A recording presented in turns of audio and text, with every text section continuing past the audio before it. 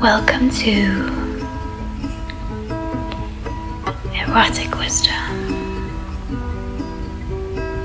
with Mrs. Love.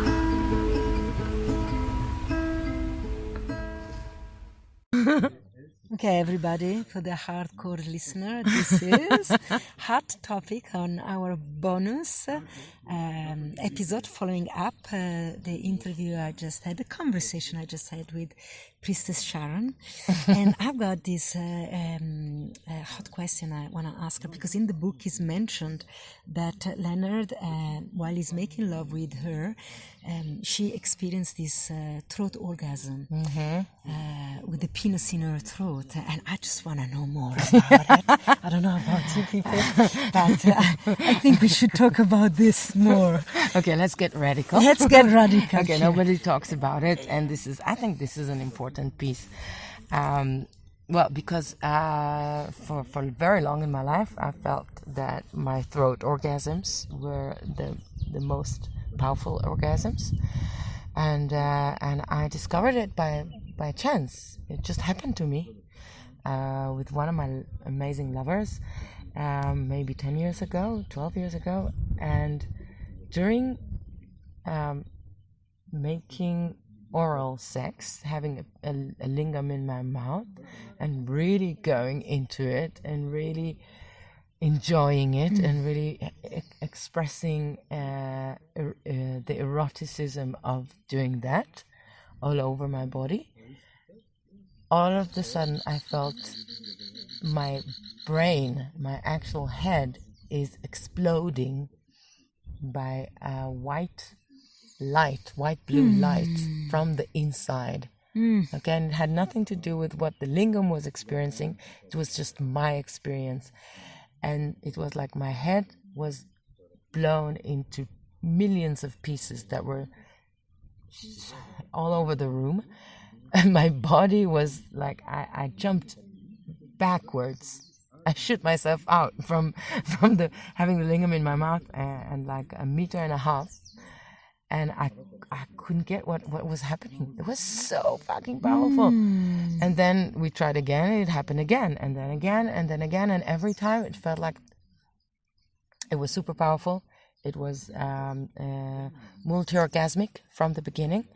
And I didn't know what I was experiencing, but it was really clear that it felt like white, blue light coming from my brain, exploding, and then pouring down towards my heart, opening the heart in ways that it was like, yes, it felt like this orgasm opens the heart in a different way, and because the throat and the heart are so close, it's a different opening.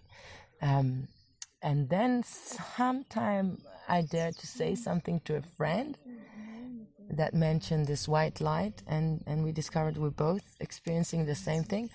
And then I realized, oh my God, this is a throat orgasm. This is not a myth. It's true. It's not a procedure. It's not a stimulating the thyroid gland. It is an erotic orgasm that really comes just like ejaculation, just like a marita. You can do a marita technically. You can bring every woman to ejaculate, but you can experience a marita that comes from the moment of being so open that your energy goes all the way up to the divine, and you give birth to water. It's so different when a marita comes as giving birth as the goddess, the expression of the goddess, than to a marita that comes technically, So I'm sure you know. Yeah, because then technically you want to get there, and the other way is to get there by surrendering and not wanting anything. Yeah. But tell me something technically with the lingam in your mouth. I mean, do you take it all the way to the throat? Because often when it comes deep in the throat, there is this gag reflex. Okay, first we all need to enjoy having a lingam in our mouth. And what I do is I imagine that the upper part of my mouth, how would you call that area? Palate. Palate. Upper palate. Is like the upper part of my yoni. Like I have a G spot there and an A spot and deep inside. Okay.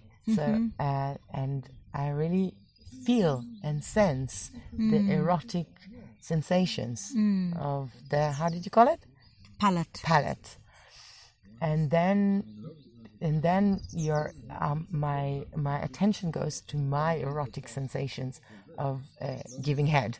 Okay, so then you're focused on yourself and on your own pleasure, and then focus on the sensations all over the body, sensations not just in to the the yoni, and go into my own pleasure when I give a blowjob, and that's a complete different state of mind.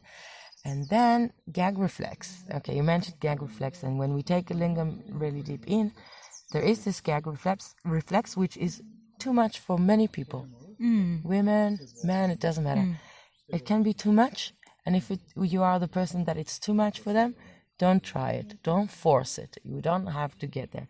But for some of us, gag reflex is just like when you have deep lovemaking and you feel like you need to go to wee, and you don't. It's just immense sensations. And when you tell your body, I don't need to wee, I just need to relax and let all this energy come to me. It's the same with the gag reflex. And that's the moment of ejaculation for me. When I feel that I need to go and urinate, if I don't go and I relax, it's when I, as a woman, ejaculate. Amrita comes. Yes, So exactly. it actually is the threshold. Yes, exactly. Where you want to stop it or stay and completely relax, and the mystery arrives. Completely relax or run a lot of energies. Yeah. Okay? It's like you can relax or you can go really deep into that with a lot of breathing and a lot of movement. Okay, this is two different ways. Tantric way is a lot of relaxation. Yeah. The Shamanic way is with a lot of ecstasy, and it's both valid. But if I can teach myself to relax into the gag reflex, and okay, what if I will vomit a little bit? It's just fluids, it's just body, it's just me. And then to relax into the gag reflex, and then it's like a threshold. It takes time, it takes ecstasy, it takes not really caring about anything going wild, but then the gag reflex can become the threshold to pleasure, and then it's not necessarily about going really deep, but it's surrendering to feeling a lot in the entry of the throat, letting go into intense sensations there, and then what can happen is I feel this orgasm in the base of this of the brain, and an explosion. And the energy is going down, but also with time it became contractions of, how do you call the muscle here? The diaphragm. And it became orgasm in the diaphragm because of the gag reflex and really going into it and giving it power. Yeah. Wow. Yeah, it's a very deep thing. It's worthwhile. Deep throat. It's worthwhile learning. When I'll be more in my power, I will be really teaching that. I'm too embarrassed yet. I'm doing this in English. I don't think I would do that in Hebrew. Oh, really? Yeah? No, not to public audience. I'm still shy with that a little bit. But it's immense. It's big. It's super powerful. Yeah. Thank you. And when I map the female body, and I ask myself, what is the organ that holds to feminine power? Is the diaphragm. And the more we put intentions to have a power here, this is why we always start with learning how to breathe, whatever path you go. You learn how to breathe. This is strengthening and bringing life to the diaphragm. So learning to orgasm here, that's a whole complete beautiful journey with the power of the feminine. So I hope I've given diaphragm orgasm. Yeah. Wow. It's ecstasy everywhere. Yes. There is the potential for ecstasy. It's everywhere. That's what I get from this. Yeah. True ecstasy. And with the men that had this experience of throat orgasm, did they reflected there was something? It added something to their experience when. Yes and no. Yes, because when I get so excited by it, then it makes it lovemaking. Not only I'm me giving service. Okay, so it's a mutual lovemaking.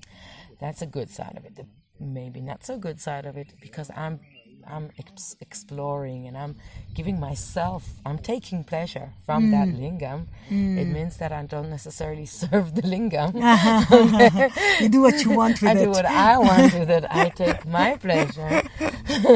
So sometimes it can, I need to stop many times. Sometimes you need to blow your nose. Okay, so it's not like I'm cruising on you. Yeah. I'm cruising on me with you.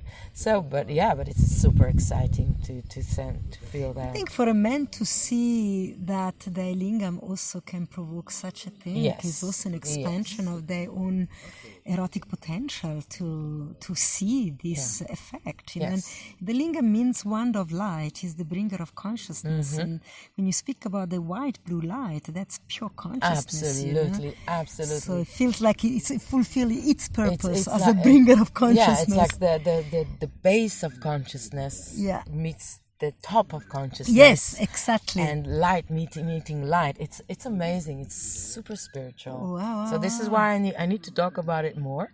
Yes. And that's one of my experiments. Thank you so much. This is beautiful and very inspiring, and maybe you'll come and teach this in South Africa. Okay, because I'm next shy time. to do it in Israel.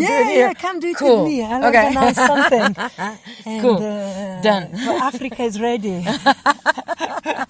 The growl of the lioness. Yeah, we just want to teach deep consciousness work. This is divine, divine lovemaking, beyond just sacred. Absolutely, it is. Yeah, ecstatic as it gets. Yeah, fantastic. Yay. This is a really hot bonus. Thank you very much.